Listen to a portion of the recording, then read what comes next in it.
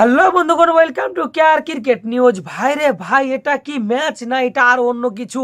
সত্যি কথা বলতে পার্সোনালি কিন্তু আমাদের অভিষেক পাগলাকে কেউ একটু বুঝাও রে ভাই। অভিষেক শর্মা কি দুর্দান্ত ভাই খেলছে। অভিষেক শর্মা ব্যাটিং দেখে ভাই 350 স্ট্রাইক রেটের সাথে ব্যাটিং আনবিলিভেবল ভাই। এইরকম ব্যাটিং যে কোনো সাধারণ ব্যাটসম্যান করতে পারে না।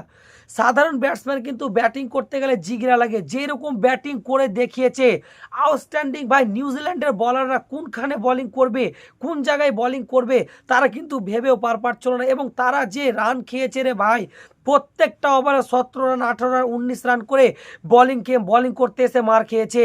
প্রথমত কিন্তু যে বোলিংটা করেছিল ম্যাট হেনরি, নিউজিল্যান্ডের দিক থেকে যদি বলতে গেলে কিন্তু ড্রিম স্টার্ট দিয়েছিল নিউজিল্যান্ডকে।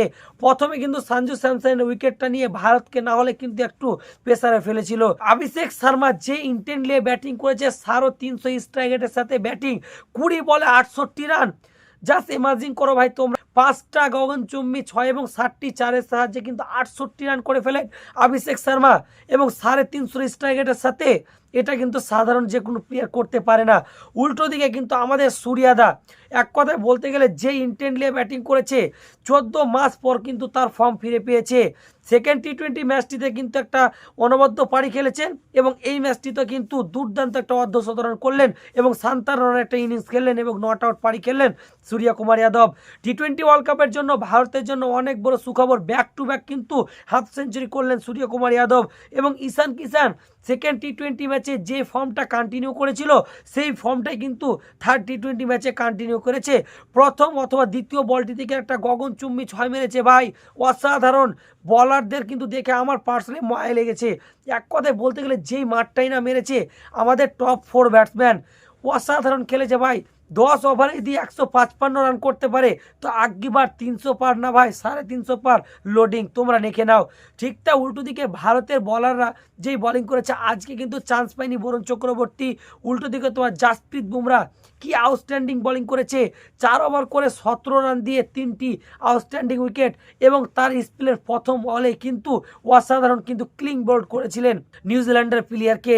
কি অসাধারণ বোলিং করেছে। কুলদীপ যাদব আজকে একটু মার খেয়ে গেছে, কিন্তু রাবি বিষ্ণই অনেক দিন পর কিন্তু ইন্ডিয়ান টিমে কামব্যাক করছে রাবি বিষ্ণই, এবং রাবি বিষ্ণই যেই বোলিংটা করেছে 3.5 রান অথবা 4.5 রানের রিকমিতে বোলিং করেছে। একটি মিস্ট্রি স্পিনার যেই লেন্থে কিন্তু বোলিং করেছে ভাই, আউটস্ট্যান্ডিং। এবং 2026 টি20 ওয়ার্ল্ড কাপের জন্য যেই সিলেকশন করেছে টিম ম্যানেজমেন্ট, আউটস্ট্যান্ডিং ভাই। এবং 2026 টি20 ওয়ার্ল্ড কাপে কি রবি বিষ্ণু আছে? আমার ঠিক ধ্যান হচ্ছে না। তোমাদের মূল্যবান মতামত কমেন্ট বক্সে লিখে জানাও, রবি বিষ্ণু কি আছে না নেই। আমার কিন্তু এখন ঠিকঠাক মনে পড়ছে না। ঠিকঠাক উল্টো দিকে যেই প্লেয়ারটি আজকে নিউজিল্যান্ডের বিপক্ষে অসাধারণ খেলেছে সেটি হচ্ছে, প্রথম ক্রেডিটটা পাবে অভিষেক শর্মা, ঠিকঠাক উল্টো দিকে সূর্যাদা এবং জাসপ্রীত বুমরা। ওভারঅল কিন্তু প্রত্যেকটা প্লেয়ার ভালো খেলেছে, কিন্তু সূর্যাদা এবং অভিষেক শর্মা যেই ব্যাটিংটা করেছে ভাই, এক কথায় বলতে গেলে একটি দানবের মতো কিন্তু ব্যাটিং করেছে। এবং নেক্সট ম্যাচটি দেখি 300 পার হবে। তোমাদের কি মনে হয় অবশ্যই কমেন্ট বক্সে লিখে জানাও। আর হ্যাঁ, ইউটিউব থেকে দেখে থাকলে অবশ্যই ইউটিউবটা সাবস্ক্রাইব এবং লাইক শেয়ার কমেন্ট করে দাও।